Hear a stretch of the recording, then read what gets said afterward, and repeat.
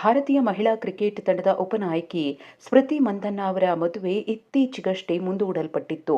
ಆದರೆ ಇದೀಗ ಸಂಗೀತ ಸಂಯೋಜಕ ಪಲಾಶ್ ಮುಚ್ಚಲ್ ಅವರೊಂದಿಗಿನ ವಿವಾಹವನ್ನ ಅಧಿಕೃತವಾಗಿ ರದ್ದು ಮಾಡಲಾಗಿದೆ ಅಂತ ಹೇಳಿ ಸ್ಮೃತಿ ಮಂದಣ್ಣ ಅವರೇ ಇನ್ಸ್ಟಾಗ್ರಾಂ ಸ್ಟೋರಿಯಲ್ಲಿ ಖಚಿತಪಡಿಸಿದ್ದಾರೆ.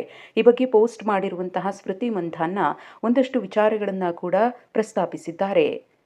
ಅವರ ಪೋಸ್ಟ್ನಲ್ಲಿ ಏನಿದೆ ಅನ್ನೋದನ್ನು ನೋಡೋದಾದರೆ, ಕಳೆದ ಕೆಲವು ವಾರಗಳಿಂದ ನನ್ನ ಜೀವನದ ಸುತ್ತ ಸಾಕಷ್ಟು ಊಹಾಪೋಹಗಳು ಹಬ್ಬಿವೆ ಮತ್ತು ಈ ಸಮಯದಲ್ಲಿ ನಾನು ಮಾತನಾಡುವುದು ಮುಖ್ಯ ಅಂತ ನಾನು ಭಾವಿಸುತ್ತೇನೆ. ನಾನು ತುಂಬ ಖಾಸಗಿ ವ್ಯಕ್ತಿ ಮತ್ತು ನಾನು ಅದನ್ನು ಹಾಗೆಯೇ ಇಡಲು ಬಯಸುತ್ತೇನೆ. ಆದರೆ ಮದುವೆಯನ್ನು ರದ್ದುಗೊಳಿಸಲಾಗಿದೆ ಅಂತ ಹೇಳಿ ಸ್ಪಷ್ಟಪಡಿಸಬೇಕಾಗಿದೆ ಅಂತ ಸ್ಮೃತಿ ಮಂದಣ್ಣ ಹೇಳಿದ್ದಾರೆ. ಈ ವಿಷಯವನ್ನ ಇಲ್ಲಿಗೆ ಮುಗಿಸಲು ನಾನು ಬಯಸುತ್ತೇನೆ ಮತ್ತು ನೀವೆಲ್ಲರೂ ಅದೇ ರೀತಿ ಮಾಡಬೇಕೆಂದು ನಾನು ಕೇಳಿಕೊಳ್ಳುತ್ತೇನೆ. ಎರಡೂ ಕುಟುಂಬಗಳ ಗೌಪ್ಯತೆಯನ್ನು ಗೌರವಿಸಿ ಮತ್ತು ಪ್ರಕ್ರಿಯೆಗೊಳಿಸಿ ಮತ್ತು ನಮ್ಮದೇ ಆದ ವೇಗದಲ್ಲಿ ಮುಂದುವರಿಯಲು ಅವಕಾಶವನ್ನು ಮಾಡಿಕೊಡಿ ಅಂತ ಮನವಿ ಮಾಡಿಕೊಂಡಿದ್ದಾರೆ. ನಮ್ಮೆಲ್ಲರಲ್ಲೂ ಮತ್ತು ನನಗೆ ನನ್ನ ದೇಶವನ್ನು ಯಾವಾಗಲೂ ಉನ್ನತ ಮಟ್ಟದಲ್ಲಿ ಪ್ರತಿನಿಧಿಸುವ ಒಂದು ಮಹತ್ತರ ಉದ್ದೇಶವಿದೆ ಎಂದು ನಾನು ನಂಬುತ್ತೇನೆ.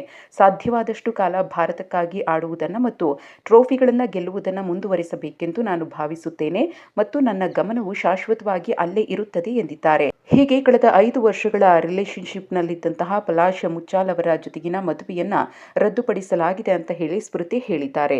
ಇನ್ನು ನವೆಂಬರ್ 23ರಂದೇ ಮದುವೆ ನಡಿಬೇಕಿತ್ತು. ಆದರೆ ಶ್ರೀನಿವಾಸ್ ಮಂದಣ್ಣ ಅವರಿಗೆ ಹಾರ್ಟ್ ಅಟ್ಯಾಕ್ ಆಗುತ್ತೆ, ಹಾಗಾಗಿ ಅವರನ್ನ ಆಸ್ಪತ್ರೆಗೆ ದಾಖಲು ಮಾಡಿದ ಮೇಲೆ ಮದುವೆಯನ್ನ ಮುಂದೂಡಲಾಗುತ್ತೆ ಅಂತ ಹೇಳಿ ಕುಟುಂಬದವರು ಖಚಿತಪಡಿಸ್ತಾರೆ. ನಂತರದಲ್ಲಿ ಸ್ಮೃತಿ ಮಂದಣ್ಣ ಅವರ ಕೈಯಲ್ಲಿದ್ದಂತಹ ಎಂಗೇಜ್ಮೆಂಟ್ ರಿಂಗ್ ಕೂಡ ನಾಪತ್ತೆಯಾಗುತ್ತೆ. ಇದರಿಂದಾಗಿ ಸ್ಮೃತಿ ಮಂದಣ್ಣ ಮತ್ತು ಪಲಾಶ್ ಮುಚ್ಚಲ್ ಅವರ ನಡುವಿನ ಸಂಬಂಧದ ಬಗ್ಗೆ ಸಾಮಾಜಿಕ ಜಾಲತಾಣಗಳಲ್ಲಿ ಸಾಕಷ್ಟು ಚರ್ಚೆ ಆಗ್ತಾ ಇತ್ತು. ಈಗ ಅದೆಲ್ಲದಕ್ಕೂ ಕೂಡ ಸ್ಮೃತಿ ಮಂದಣ್ಣ ಸ್ಪಷ್ಟನೆಯನ್ನ ಕೊಟ್ಟು ಮದುವೆಯನ್ನು ರದ್ದುಪಡಿಸಲಾಗಿದೆ ಅನ್ನೋದನ್ನ ಖಚಿತಪಡಿಸಿದ್ದಾರೆ.